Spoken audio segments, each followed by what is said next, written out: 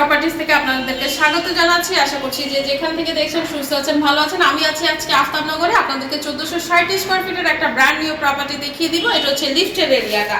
তো এই মুহূর্তে আমরা আছি 8তলা বিল্ডিং এর 8তলাতে। এটা হচ্ছে একটা সাউথ ফেসিং প্রপার্টি, আপনাদেরকে দেখিয়ে দিব। এটা সিটির এরিয়াটা থাকে, একদমই রেডি প্রপার্টি, জাস্ট পারচেজ করবেন আর উঠে যাবেন। এখানে 2 ইউনিটের একটা ফ্লোর আছে, আমরা আপনাদেরকে এই ফ্লোরটা দেখিয়ে দিব, যেটা সাউথ ফেসিং এর একটা প্রপার্টি।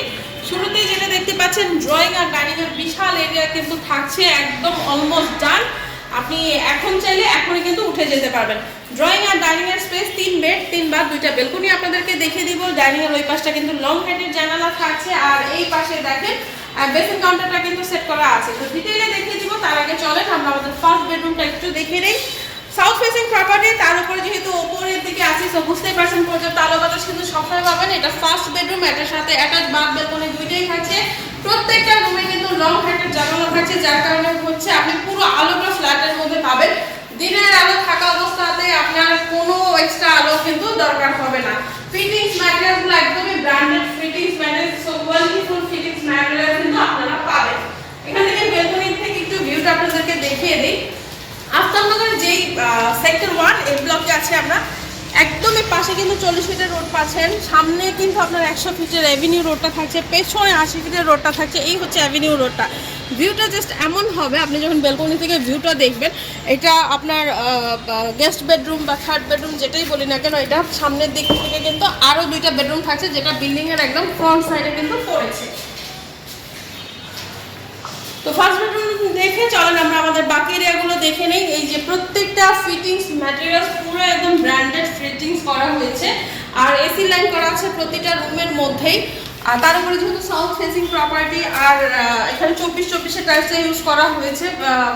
এটা ড্রয়িং রুম আর ডাইনিং এর এই স্পেসটা দেখবো, তার আগে চলেন আমরা আমাদের কিচেনটা একটু দেখে নেই। কিচেনের কাজ কিন্তু অলমোস্ট ডান, এই অবস্থাতে আছে। ওপরে কিন্তু টাইলসের কাজগুলো হয়ে গেছে, নিচে কিন্তু ডাউন অফ এরিয়া থাকছে, ওপরে স্টোরেজের জায়গা থাকছে।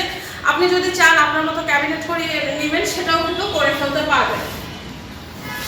লং হাইটের জায়গা থাকছে, এই পাশটা বেসিন কাউন্টার থাকছে, আর একটা কমন বাথ এরিয়া থাকছে। বেসিন কাউন্টারটা কিন্তু টাইলস করে এই পাশটা আলাদা করে দেওয়া আছে। তো আপনি ডাইনিং স্পেসটাতেও পর্যাপ্ত আলো কিন্তু পাচ্ছেন।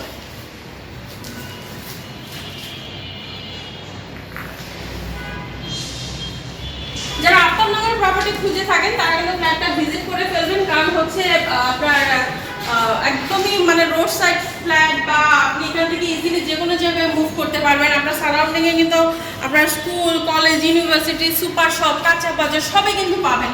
আর ইজিলি এখান থেকে গুলশান বলেন বা বাড্ডা বলেন, ওই পাশ থেকে মালিবাগ, মৌচা, রামপুর সবই কিন্তু আপনার সারাউন্ডিংয়ে আমরা পেয়ে যাব।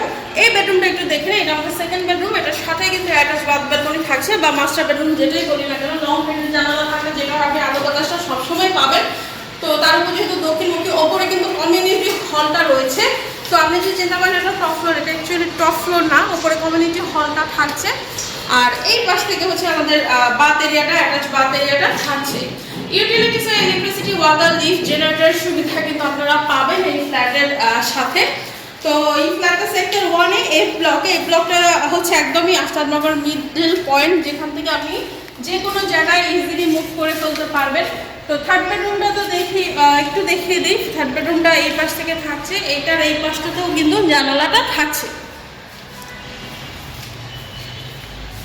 তো আমি একটু বলি, 1460 স্কয়ার ফিটের এই প্রপার্টিটা হচ্ছে 3 বেড 3 বাথ 2টা বেলকনি, ড্রয়িং ডাইনিং এরিয়া থাকছে।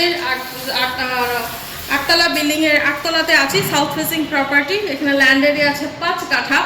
তো কি ফ্যাসিলিটিস পাচ্ছেন অলরেডি বলে দিয়েছি। এই প্রপার্টিটার আরও ডিটেলস জানতে, ভিজিট করতে স্ক্রিনে দেখা নাম্বারে কন্ট্যাক্ট করে ফেলতে হবে। ধন্যবাদ।